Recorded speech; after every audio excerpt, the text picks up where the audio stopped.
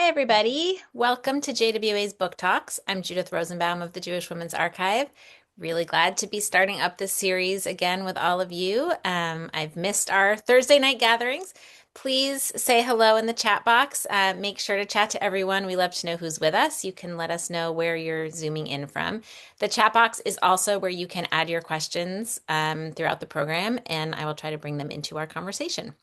A few words about JWA. We are a digital archive that works to transform the way we understand history and Jewish culture and who makes history by documenting and sharing Jewish women's stories. And we also pay special attention to how gender functions in the past and present.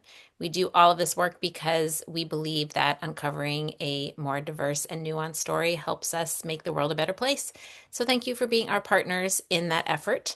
The book talks are just one piece of JWA's work, so I encourage you to check out jwa.org to learn more about the full range of programs and projects and resources that we have.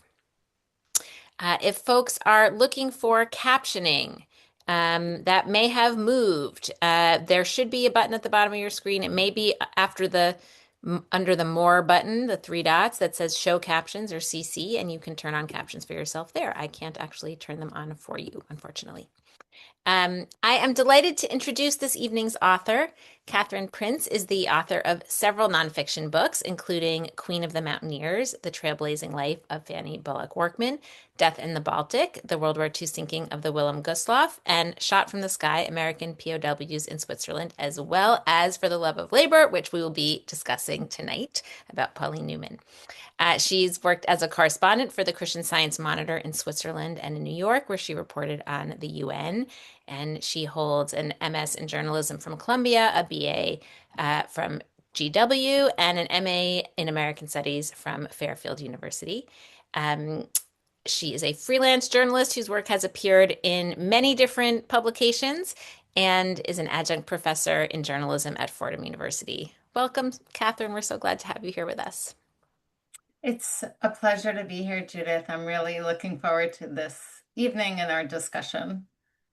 Me too. Well, I have to say, as I said to you before we started, Pauline Newman has been a longtime hero of mine. She's someone whose story I return to again and again for strength and inspiration. And I'd love to start just by hearing about how you came to the story of Pauline Newman and where this project began for you. The project began around 2020, so some time ago.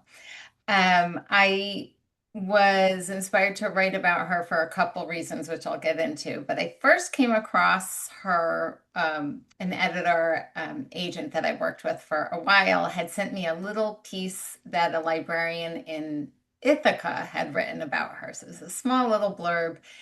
And I just read, labor leader, Jewish immigrant, lived with Frida Miller. I'm sure we'll get into that. Mhm. And so it was just kind of ticking these different little boxes in my head. And I thought I really need to find out more about her. And so the more I learned, the more I felt on this personal level, these echoes of my own family story. So, like many of us here, many people attending tonight, my family, I had grandparents who immigrated from what's now Ukraine and Poland.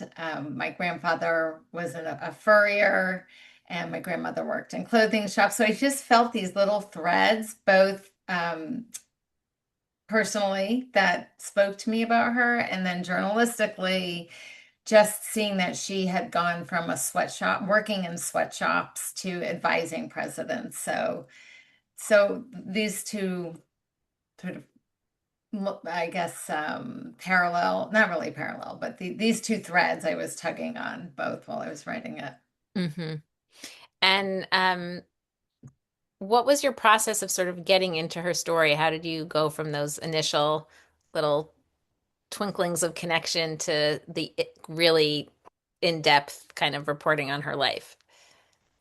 So, as I mentioned, 2020, as everyone remembers, we were in a bit of a shutdown situation because of COVID. So, my first stop was the Kiel Center up at Cornell. They were not open for in-person research, but I started going through their finding aids. So they were my first kind of lifeline to Pauline. And the archivists there were tremendous because I couldn't travel there. You weren't allowed to do the in-person research. I used their finding aids and I would just request documents and then they would scan them. And so it was this slow piece into kind of this wading into her life.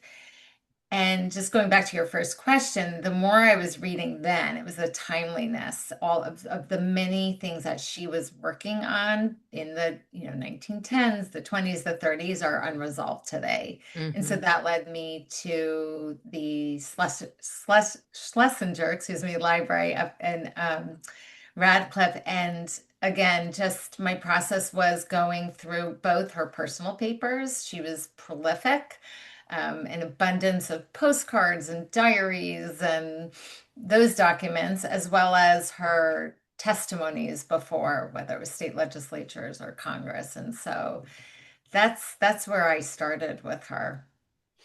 I've also had the opportunity to look through some of her papers at the Schlesinger, and one of my favorite things that I found in her documents there, which I know you used as well, is her unpublished memoir. She began a memoir and wrote a lot about her life, and we've used some parts of that, some excerpts from that in curricular materials that we did on the labor movement.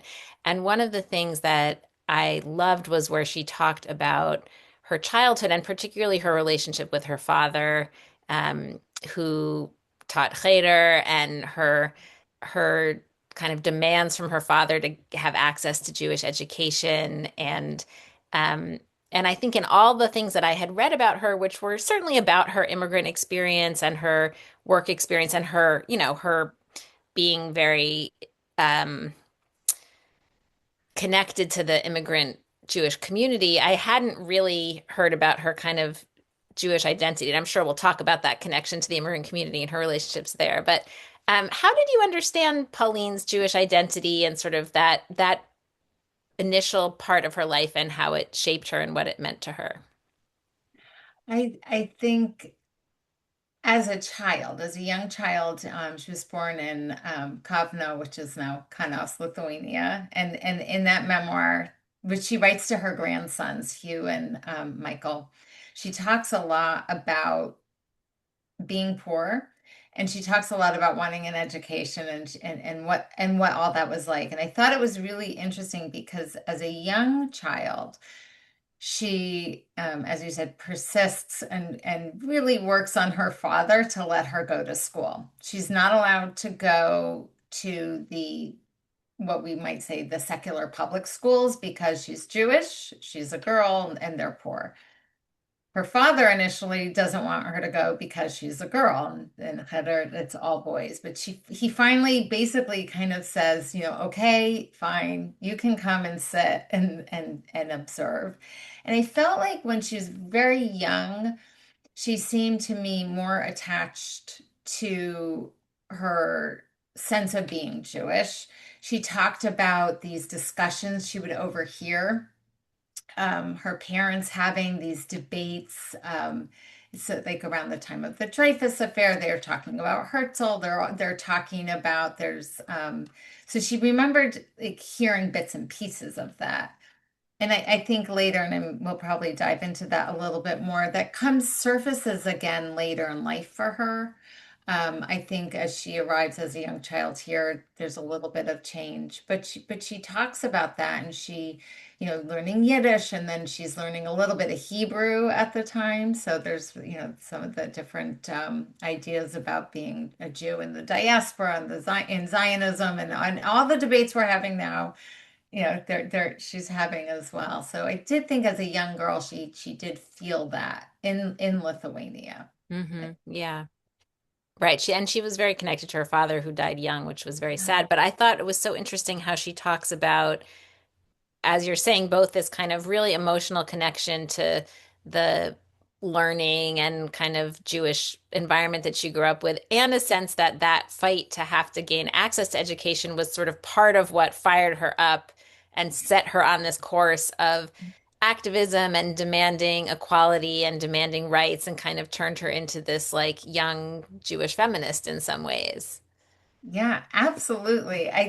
Whenever, I think about what sparked her, I think it was that little, she's not even 9, right? When she's going to Cheder, I think it was that. She voiced at such a young age, this is what I want, and I deserve it just as much as my brothers. Hmm. Um, and so she does that, and then as she comes to the US, we see that spark again, like as a 16-year-old in the Lower East Side, leading the rent strike that she does.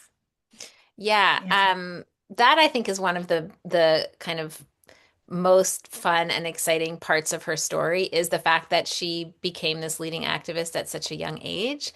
And as you said, leads this rent strike when she's just like 16 years old. But tell us a little bit about that story and sort of what how she got to that role and then what she learned from it.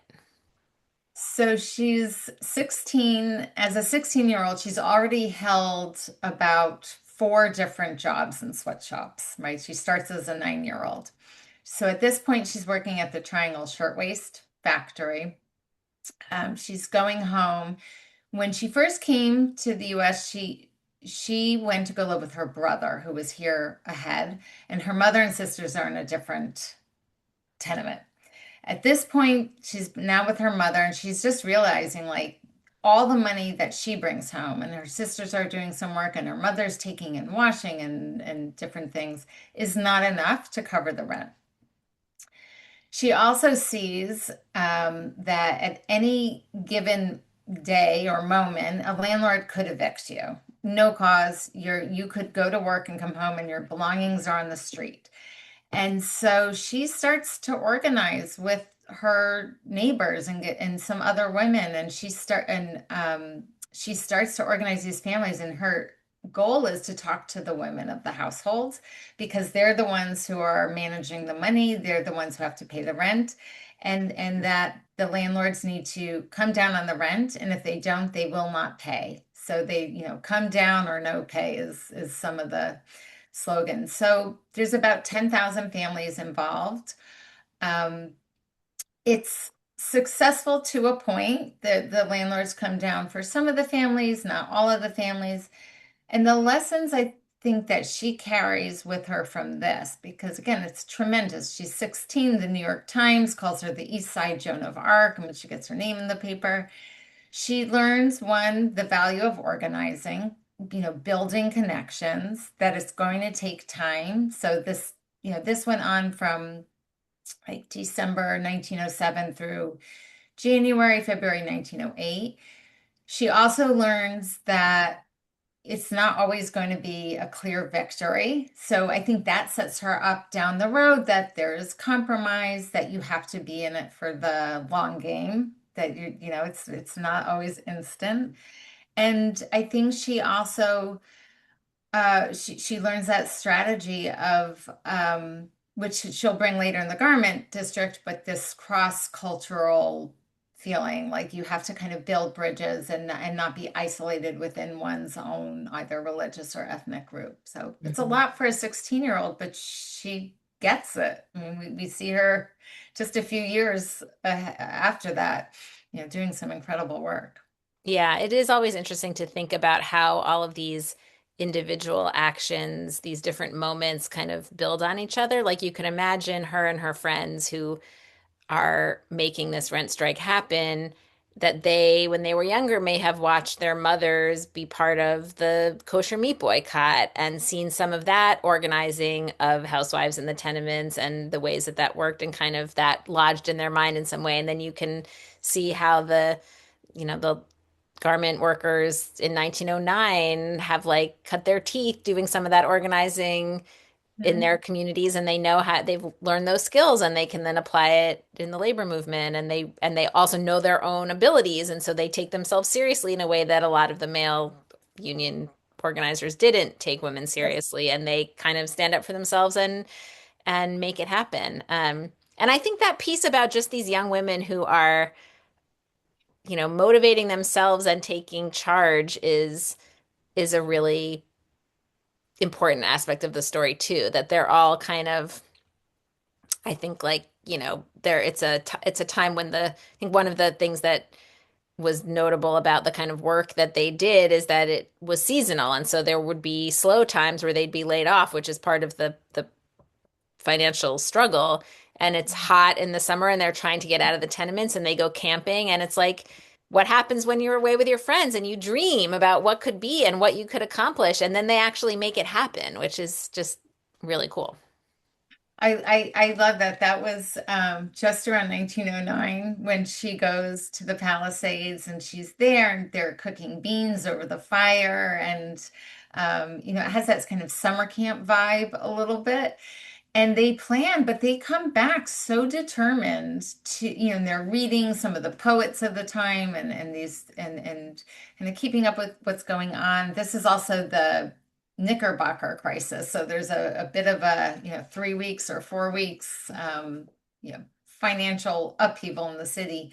But they come back really determined to make a change in their workplace situations. And again, they're like late teens, early 20s. And I found that really inspiring as a, researcher, journalist, just that they did this and they were so young and thinking of who's in charge of these burgeoning labor unions who are men in their 30s, 40s, 50s, but they have a lot of gumption. I mean, they just do. Yeah.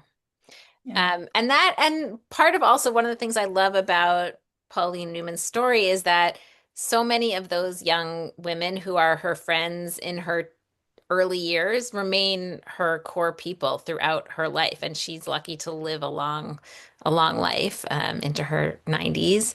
Um, and she has this like group of women, these other Jewish immigrant labor activists like Rose Schneiderman and Fania Kohn and Clara Lemlich, and they kind of accompany each other um, throughout their lives. Tell us a little bit about that circle of women and what it meant to her.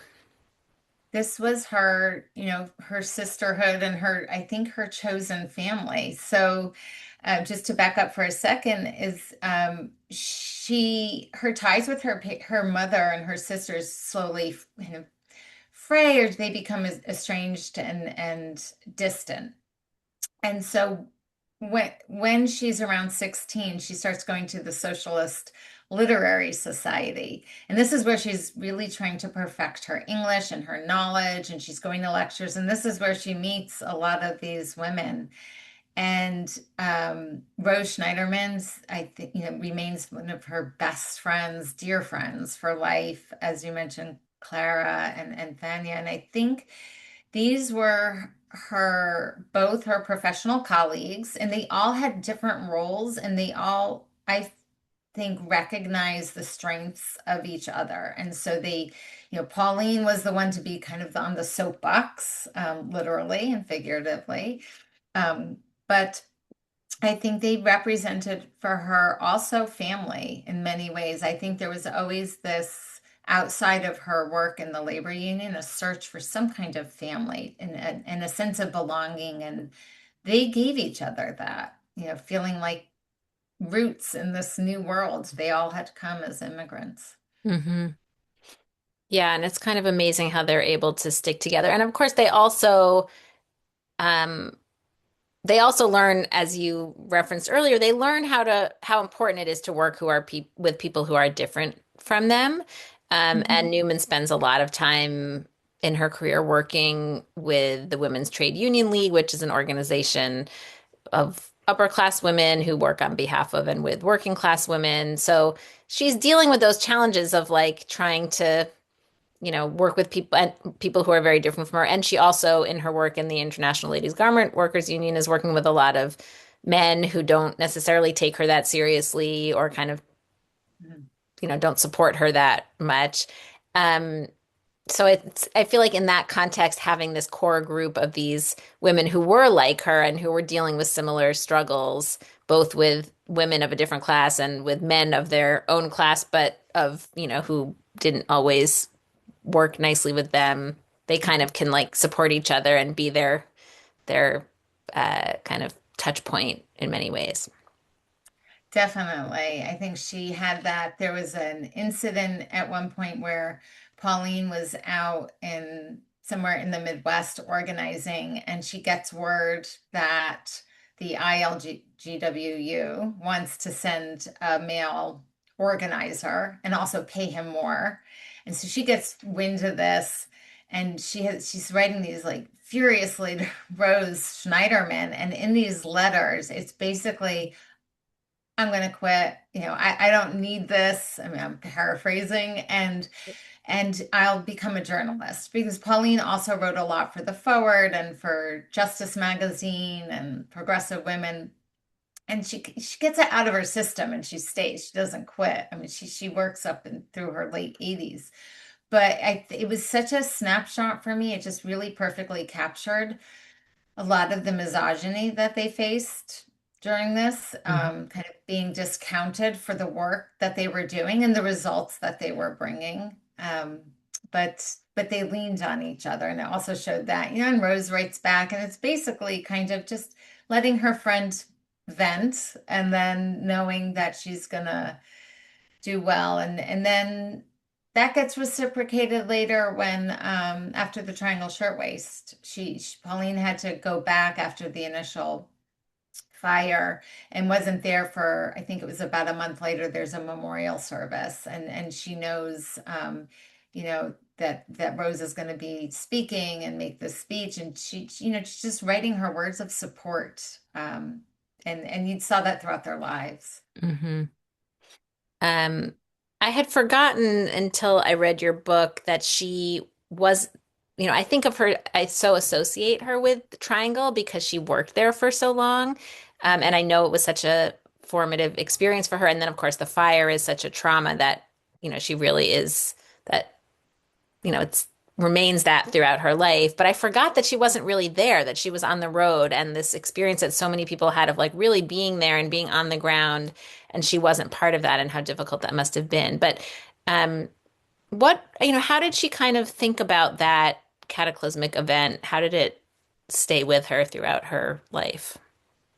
Yeah, she had been out of it for a couple years already when it happened. So she was down in Philadelphia working very closely with the Women's Trade Union League when she heard. So she got on, the next train. She gets to New York. And right, unlike, say, Frances Perkins, who lives not far, could see the smoke, she's not there initially, but then she's there in the first, few days and weeks. And she knew, and I think it stuck with her so much. She knew people who were killed and injured. And then she knew the conditions that they had worked in. So she knew what it was like to be locked inside during the day, to have flammable materials everywhere, to have your bags searched. So all of these things she knew, and she gets put on the a fire investigating committee, and that's one of the first steps for workplace safety. So it stays with her in that sense that going forward, a lot of the work she starts to do has to do with not just the wages. Up until the triangle, she's very focused on fair pay, some kind of time off, regular hours, not having to pay for your needles and thread, which workers had to do. I think she pivots a little bit more into that safety, the workplace has to be safe. And if we're not safe, there's no work. And Hmm. then she builds on that, but it haunts her. She talks about that, year after year, I think like many of the women, but that very much sticks with her. Hmm. Yeah. Um, we talked a little bit about that crew of women as kind of her chosen family. And of course, she also forms a family with she has a partner, Frida Miller, a female partner with whom she raises a daughter at a time when that was certainly very unusual. Although they do have other friends who also are in same-sex partnerships, but who don't have children. So they definitely stand out in that way. Um, but she also rejects the label of lesbian. She never calls herself a lesbian, and we can't really know that much about what the exact nature of their relationship was, whether it was a sexual relationship or not. They definitely were a family unit and were partners for like more than 40 years, right? Um, Mhm. so I'm curious how you approach that issue and how to write about it. It's like it's such a complicated thing to try to understand a relationship in its own time, but like through our 21st century lens, but without kind of putting on it the language that we might use, but that Pauline didn't use or didn't want to use. How did you kind of think about that? So I approached it kind of from a few directions. So first of all, from Pauline and Frida's own voices. So their letters and their diaries, or day books. So that was one way. Then there was, of course, the circumstances of Elizabeth's birth and how they decided, to um, go to Europe so she could be born, the adoption. I was able to interview both Michael and Hugh for the book, so getting their views on it. So that was That's the like all that. grandsons. Yeah. Those are the grandsons, and And just so to, for people who don't yeah, know, Elizabeth is Frida's biological daughter, but they kind of hide that from the world and they say that they've adopted her in Europe. yeah, like she's a war orphan from World War I. And just another quick note on that too, Elizabeth does not find out her actual parentage until she's in her mid to late teens. So she's also kind of has this fiction. Um, so that was the primary source material. But I also wanted to understand because of the time period. So even the word lesbian wasn't in circulation then. Um, so I felt I just going to remove that. But even with all that, I think that this idea that either that we need a smoking gun, so to speak. Hmm. Um, I mean, I think it's very clear, was their relationship sexual or not? I think we can have that same conversation about a lot of historical figures. Sure. So I almost felt like that's moot because these letters just really, to me, spoke um, for themselves, especially Hmm. later. Frida and Pauline have a bit of a tumultuous relationship. They're both working, they're both high achievers, they have a daughter that they are raising together. So all the things that anybody who is raising a child might relate to. Um, and then I also looked at some of, other historians, like just to get a sense. So, when we're doing the research, like those secondary sources. So like Dorothy Sue Cobble's written a lot about same-sex relationships in these time periods and how to understand them. And so it's complicated, I think, also by Michael and Hugh, and they're, talk about this in the book, and also Elizabeth in their view, they just happen to be these two women who live Right. together raising this Right. daughter. And so, so as a journalist, that is how I write that, right? I like kind of put that down. And I think this is where I felt like my training as a journalist really helped me a lot, just to say, here's what I found, and I'm presenting it to you, the reader. I think it is very clear that Frida and Pauline were, together in every way, emotionally. Again, we don't know what goes on in anyone's, I'll say, bedroom. So Mhm. just to be frank, but I think the way they were devoted, she takes care of Frida as Frida's older, and then Elizabeth takes Pauline in at the end of Pauline's life. So I know it's maybe a roundabout way to say, but these were the different ways, letting them speak for themselves, and then also kind of coming at it from that kind of roundabout way through just looking at other time periods. But they did stand out by having the daughter. Yeah, Right. yeah. Although it was so sad the ways in which it felt like Elizabeth didn't seem to totally appreciate Pauline in that way, or like Pauline keeps, even though Pauline is basically the primary parent, because Frida's on the road so much, and Pauline has a job that's more flexible and more based in New York and where they're living, and yet somehow it seems like Frida is sort of seen by Elizabeth as like her real parent, and Pauline gets sort of silent, even though it's very clear, as you're saying, like everyone related to them as a family and accepted them as a couple and made like understood that they were, I mean, it was obvious that they were a family. It's not like there was any question with that. And yet there's some weird, I don't know, that felt sad to me. Um, Yeah, I had that too. Like I exactly what you're saying, because I think that, in the letters too, that like Pauline will write to Frida, I'm taking Elizabeth for her shoes and she's got to get the haircut and all the things because Frida is traveling. And I started to think of it also the way maybe in other families too, where the parent who's traveling and the one who's kind of not always there could either be you could have resentment, or I felt in Elizabeth's case, Frida is also put on a little bit more of a pedestal. Pedestal, yeah.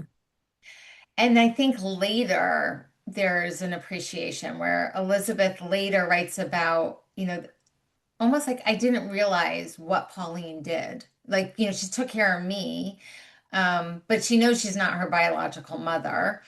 And I think later she realizes what Pauline did on the front lines of the labor movement. And I felt like there was maybe a missed opportunity for her to really sit down and appreciate that. Um, she even later, she talks about Pauline, like if you wanted someone to give someone hell, you would send Pauline. So she does, but I felt like that just came so late. And Hmm. it is sad. It does feel sad.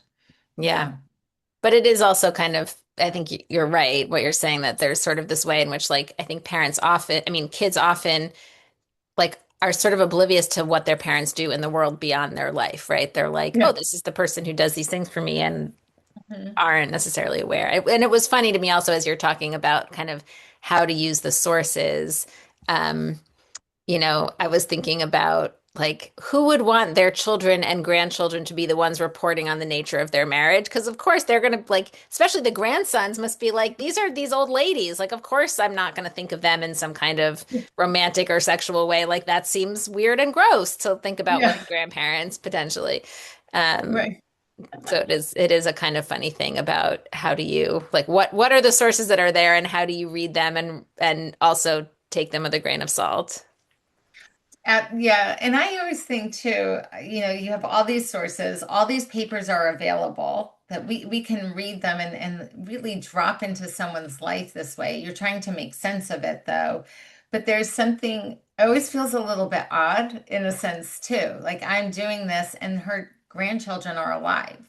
Hmm. And so, I was able to, speak with them and that was all amazing to be able to do that. But it's can feel a little bit strange in a way. This is Yeah, all on display for the public. And so right. you want to be respectful, but you want to also tell, this is the facts. This is what I found. So, Hmm. here it is. But it's an Right. interesting.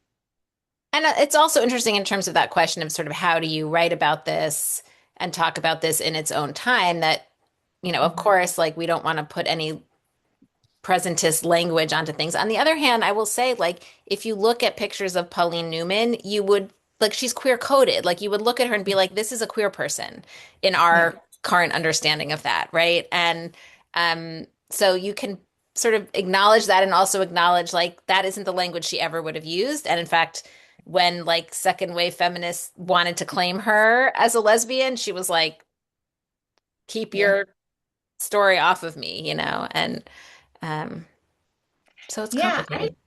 I, I don't even know. I felt like she didn't really think about it. And maybe that sounds very surf. I don't know. I don't think she walked through the world thinking, this is who I'm attracted to and this is who Right. I'm not. I mean, I think she had a crush and an infatuation actually with Rose Schneiderman on some of Hmm. those letters. Then she dates this man, Charles Bohm, for a little while, but you can see that she's sort of like, I guess this is what I'm supposed to do. But she's, what is it? She's just not that into him. Like she's Hmm. just Right. not. Right. Um, and then she meets Frida, and it's just, opposites attract, this Jewish immigrant, and then you have this. non-Jewish woman from the Midwest who went to U Chicago and was on her PhD track. And Pauline's dress changes, and you can see that she sort of adopts more, either more menswear looking. And there is a somewhere I remember reading too, and I think it's also in the book where Elizabeth felt a little bit of like, if she would get from people like, oh, who's that person picking you up from Hmm. school? Right. Yeah. Yeah. I mean, now I don't think no one would get, look twice, like, but it is interesting. I don't think Pauline cared about those. She just wouldn't have. I don't even think today she would have. I just don't think she thought about it. She was very much like unapologetic. Here I am. Yeah. Yeah. It's interesting as you're saying about, the fact that like her relationship with Frida was this cross-class relationship, and that was such a piece of her work also was sort of organizing across classes, and then she had that in her own personal life. And of course, there were challenges to that work and sort of making herself, and I'm talking in the work now, not in the Yeah. relationship piece, but sort of Mhm. how to both cooperate and also sort of deal with the fact of like there are some things that maybe working women need to do for themselves or need to stand up for themselves. And of course, also like debates around like what is the place of stuff, like how important is suffrage, right? Which was like the primary um, goal and kind of organizing focus often of middle and upper class women. And for working women, sometimes they recognized it as a really important tool and were willing to work on it, but it wasn't necessarily where they started. Can you talk a little bit about sort of how that played out and how Pauline thought about those elements of the of cross-class work? I think so. She early on definitely realizes that it's a class issue. So in the garment district, right, you have a lot of young Jewish immigrants and there's Irish immigrants and Italian immigrants. So she realizes, I think, really quickly, she's pretty, she's just sharp that this is an all of us issue. So she knows to work across those lines. And then the cross class issue is so, if we look at Frida Miller, but not just Frida Miller, there's Mary Dreyer, for example, I think like Crystal Eastman, these other women who come from wealth or upper middle class. And Pauline knows she has to be able to also work with them and speak. She doesn't so much speak that language, but I just do sometimes feel like she uses, to use a term from today, code switches a little Hmm. bit. So she's speaking to workers. She could maybe dial up a little bit of the Yiddish accent.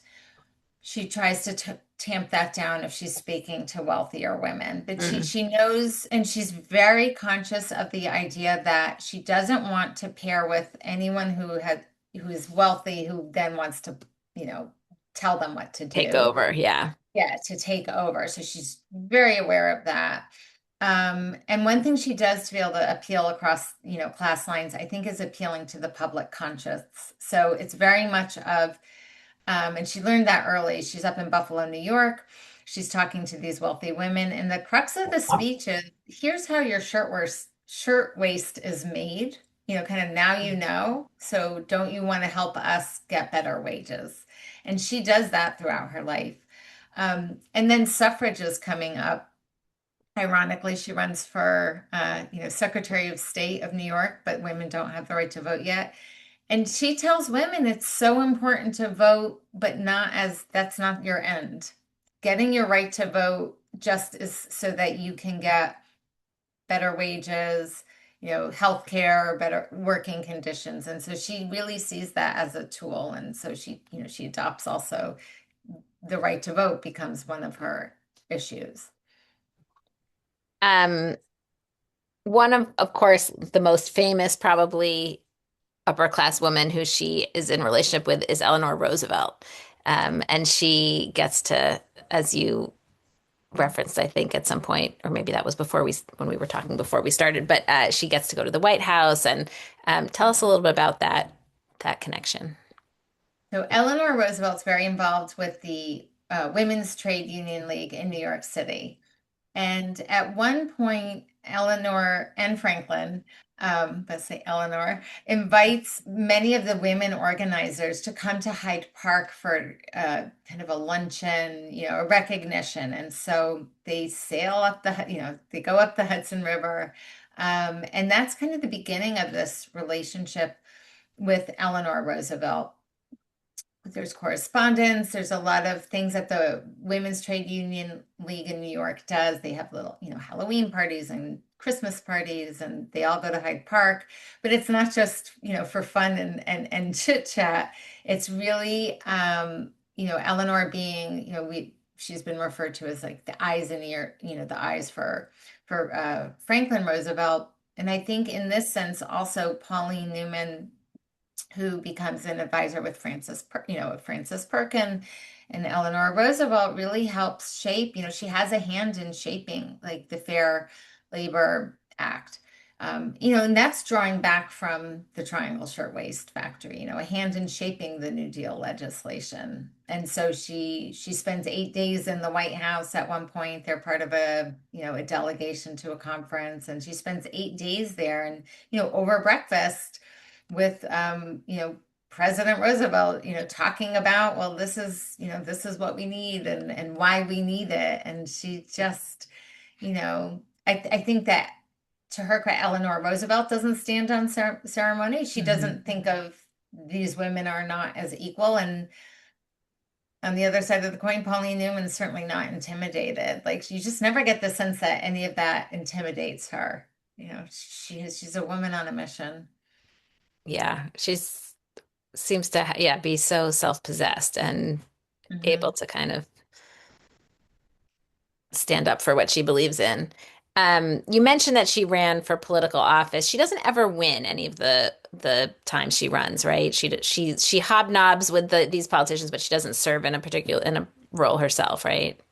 In Correct. political Right. office. Yeah, she ran for sheriff, which was kind of amusing to me. She lost, but yes, she never, and she ran for the New York 12 district, Uh-huh. which is now open A again. heated, Yeah, right, a well, heated yeah, race it's today a as heat well. race. Yes. Yeah. There's an upcoming runoff, right? So, yep, but she never wins. I think it's very clear what she's good at. And not that she's not good at that, but her strength lies in this, picket, like really being on the front lines of those picket lines, to then advising and organizing and then pushing for legislation. She knows that, you could win a strike, but unless you get legislation passed, it's, you know, it's not as meaningful. Right, and thus the need for suffrage and understanding that as a tool. Mhm. One of the other debates that happens with some cross-class tension, I think, is after the suffrage amendment, when much of the suffrage movement moves on to the ERA. Can you talk a little bit about some of the tension around the ERA versus protective legislation and where Pauline fell on that debate? So I was a little surprised initially to learn that Pauline Newman opposed the ERA, and then, doing more research, and so did Eleanor Roosevelt and Francis Perkins. So a lot of that had to do with, I think, Pauline Newman's feeling of, just like class-based pragmatism. It wasn't that she wasn't a feminist. So I think we also have to understand this. The ERA debates start in, like, the 20s and 30s. Um, she really had spent so many decades fighting for protective legislation. So that was maximum hour laws, a ban on night work in dangerous factories, being able to, have rest periods, or if the job allowed, like, to be seated. And she and others who opposed it, they were concerned that the ERA mandate for equality would then cause the courts to strike down all those protections, and women would once again be, 70-hour work weeks, for example. And I think there was also this perception and view at the time, at least from Pauline Newman, that the ERA was like a luxury for middle and upper class women who had white collar type of jobs, Mhm. and they didn't face, the hazards of the shop floor. So that was an interesting, at least for me, I to learn that. I mean, the shift changes, in the 60s and 70s. It's a little bit different, but that's really, I think, maybe in a nutshell why she opposes it. Hmm. Yeah, it's an interesting tension that I think from our perspective is hard to, it doesn't initially make sense. Yeah. And then when you think about like how, as you said, she really saw legislation as the way to make change, and that seeing the way that these labor laws, which did treat women differently in some ways, but also were super helpful, not wanting to Mhm. lose those gains. Um, Right. we have some questions and comments in the chat. Myra is reflecting, as you did at the beginning, Cathryn, about the similarities between her own grandfather's story and Pauline's, and wondering whether they might have ever encountered each other. And I have to say, like, given that she spent like 70 years working for the ILGWU, you have to figure she met a lot of garment workers in her work, and the Yeah. likelihood of interacting with someone might have been high. Yeah. Uh, I mean, if he did, he never mentioned it, but right. he had come in the, just after World War One, so Yeah. who's to say? Right. But yeah, I mean, it is amazing when I think of how many people, and she died, 1986, so she met a lot of people. Yeah.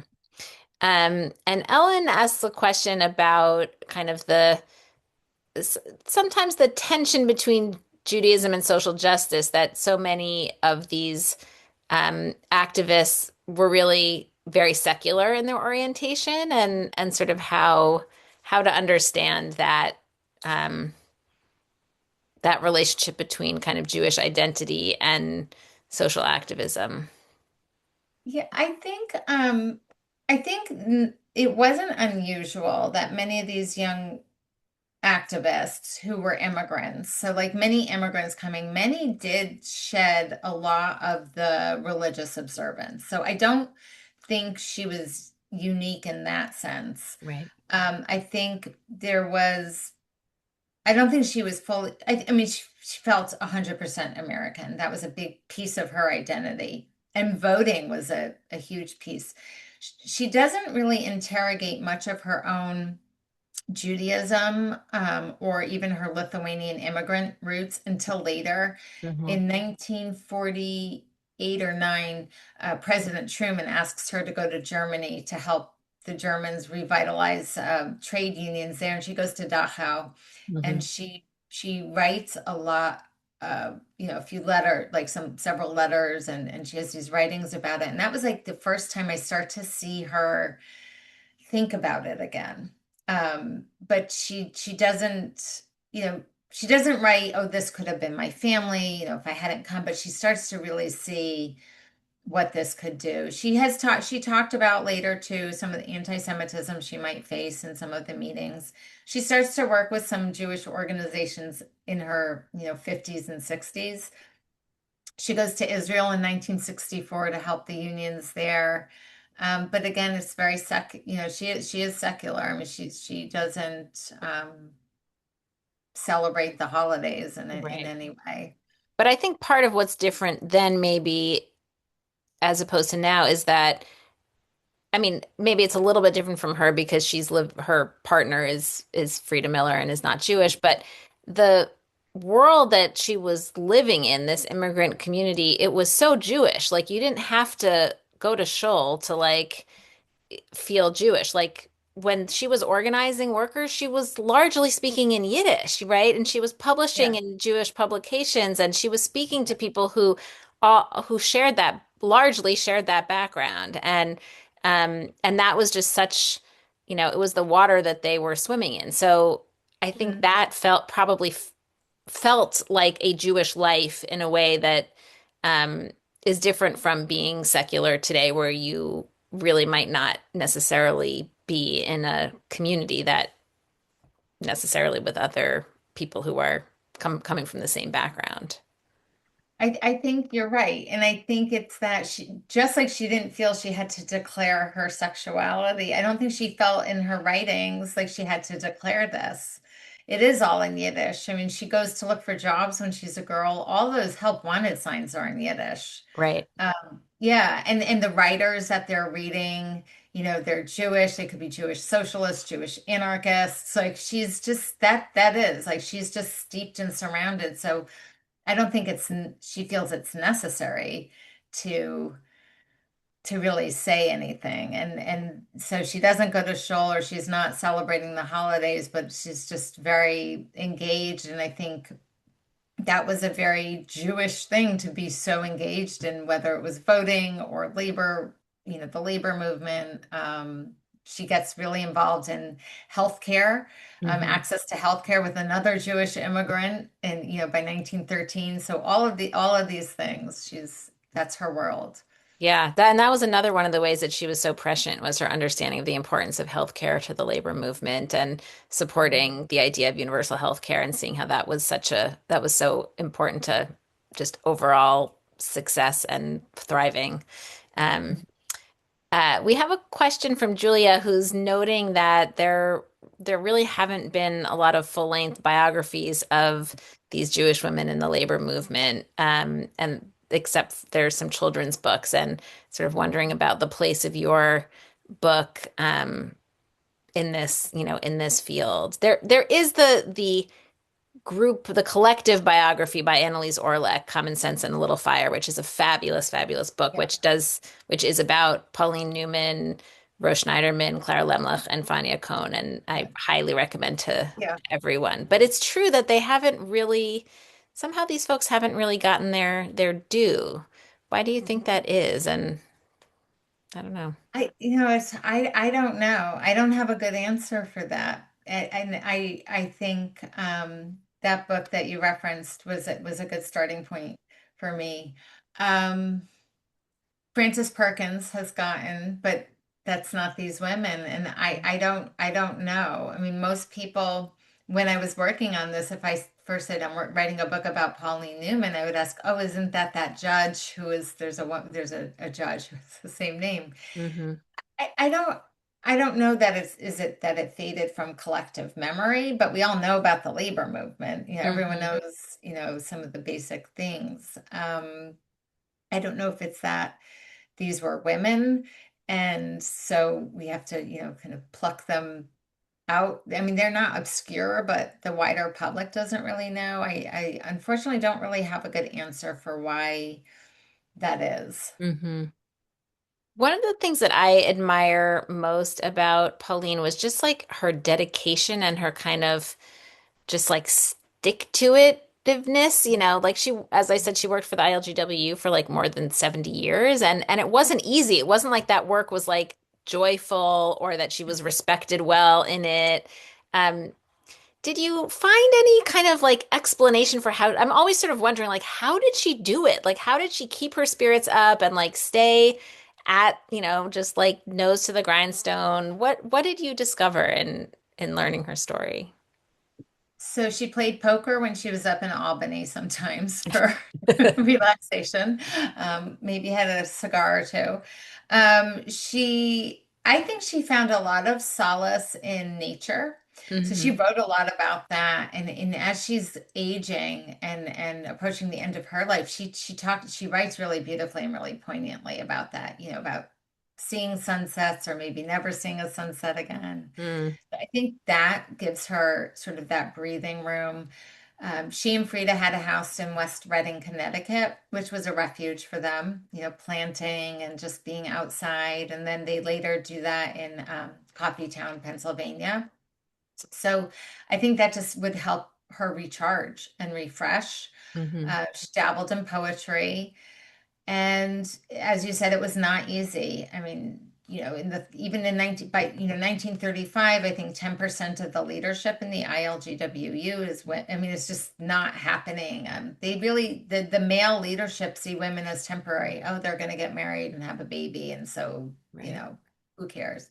But I think those outside interests helped her. She loved the theater, um, you know, going to the movies when she could. So I think when she had time, just very different outside pursuits helps her stay sane and Hmm. helped her really. She was just, no, as you said, nose to the grindstone. And she just understood from a young child, I think, and then certainly a teen, it's a marathon. We hear that, but it's true. And she understood that, this was not change that was going to happen overnight. Hmm. They should be appalled to see some of the rollbacks that are happening right now, especially Yeah. with child labor. Um, yeah. What do you think we can learn for her from her? Like what is the legacy of hers that we can carry forward? I mean, I think the legacy of her again is really that, as I said, but that long haul, like Hmm. knowing that, and I'm sure we've all heard, change is incremental and we want it overnight, but I think that was something she